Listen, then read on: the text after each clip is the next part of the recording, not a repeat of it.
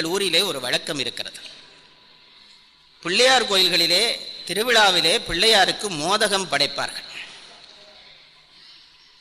நான் என்னை ஐயா முதல் இன்றைக்கு பேச போட்டதற்கான காரணத்தை நினைத்து பார்த்து அதை சொல்லுகிறேன். பிள்ளையார் கோயிலிலே மோதகம் படைக்கிற பொழுது 108 மோதகம் 1008 மோதகம் என்று படைப்பார்கள். எங்கள் ஊர் வழக்கம், யாழ்ப்பாணத்திலே வழக்கம். அப்படி மோதகம் படைக்கிற பொழுது எல்லா மோதகங்களையும் பண்ணி வைத்துவிட்டு கடைசியாக அதை படைக்கிற அந்த தாய்மார்கள் ஒரு பெரிய மோதகத்தை செய்வார்கள். அது பார்வைக்கு லட்சணத்துக்காக பண்ணுவது. ஒரு பெரிய மோதகத்தை பண்ணி அந்த படையலின் மேலே வைப்பார்கள். அதுதான் முழிப்பாக தெரியும். அது எதற்காக என்றால் அது ஒரு ஈர்ப்புக்காக வைப்பது. இன்றைக்கு நான் அந்த 100 மோதகத்துக்கு மேலே இருக்கிற பெரிய மோதகம், ஒரு மோதக தோற்றமும் என்னிடம் உண்டு.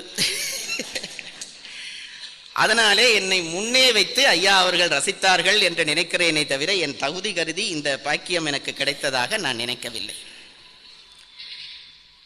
மார்கழி பெருவிழா என்கின்ற அமைப்பினை முதலிலே நீங்கள் புரிந்து கொள்ள வேண்டும். உலகலாம் என்பதுதான் என்னுடைய தலைப்பு. அது பற்றி பின்னே சொல்லுகிறேன். இந்த மார்கழி மாதத்தினுடைய சிறப்பு என்ன? முதல் நாள் விழாவாக இருக்கிறபடியால் அதனுடைய ஆழமான சில செய்திகளை சொல்ல ஆசைப்படுகிறது. மார்கழிக்கு உரிய சிறப்பு என்ன?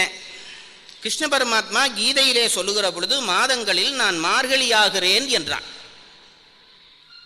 சும்மா ஏதோ மாவண்ணாவுக்கு மாவண்ணா வர வேண்டும், இந்த மோனை வருவதற்காக மார்கங்களில் நான் மார்கழி என்று கண்ணன் சொல்லவில்லை. தமிழர்களுடைய வாழ்வு எப்பொழுதும் யதார்த்தத்தை, இயற்கையை புரிந்து கொண்ட வாழ்வாகவே இருந்திருக்கிறது. இயற்கையினுடைய அமைப்பு என்ன என்று நீங்கள் கேட்பீர்களானால் இருள் ஒளி இவற்றின் கலப்புத்தான் நம்முடைய இயற்கையினுடைய அடிப்படை.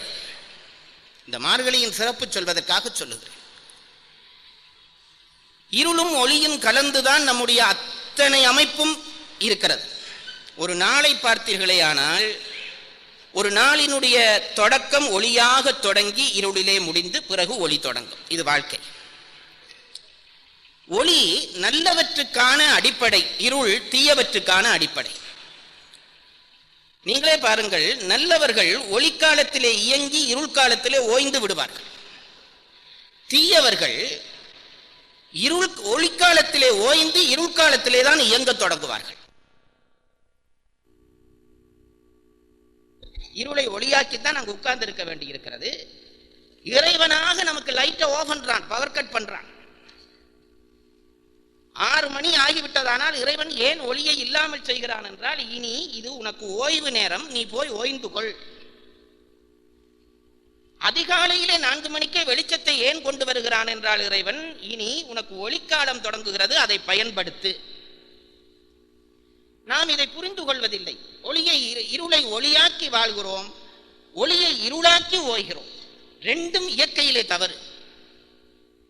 சில பேர் அதுல விஞ்ஞானம் பேசுவார்கள். என்னுடைய மாணவர்களே கேட்பார்கள், ஐயா ராத்திரி 12 மணிக்கு படுக்கிறோம், காலையில 12 மணிக்கு 8 மணி 9 மணிக்கு. சில பேருக்கு அவன் சொல்றபடியே சொல்லுவான், இன்னைக்கு ஏர்லி மார்னிங் 9:30க்கு தான் எழும்புனேன்னு. அவனுக்கு ஏர்லி மார்னிங்கே 9:30 தான்.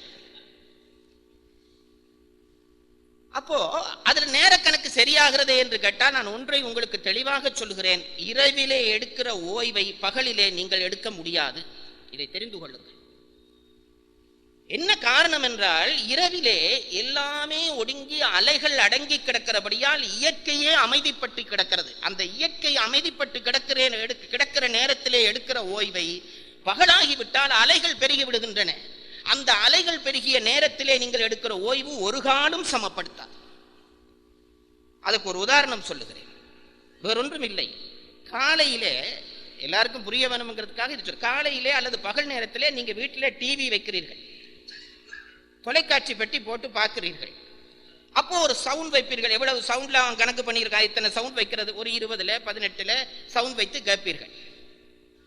அந்த சவுண்டை நீங்க ராத்திரி 12 மணிக்கு வச்சு பாருங்க, உங்களுக்கே அது பெரிய சத்தம் மாதிரி கேட்கும்.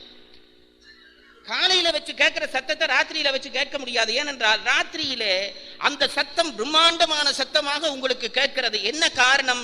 இரவிலே எல்லா அலைகளும் அடங்கி விட்டபடியால் இந்த ஓசை பெருத்து கேட்கிறது. அப்ப நமக்கு என்ன புரிகிறது? இரவு அடக்கமான அமைதிக்கான நேரம் என்பது புரிகிறது.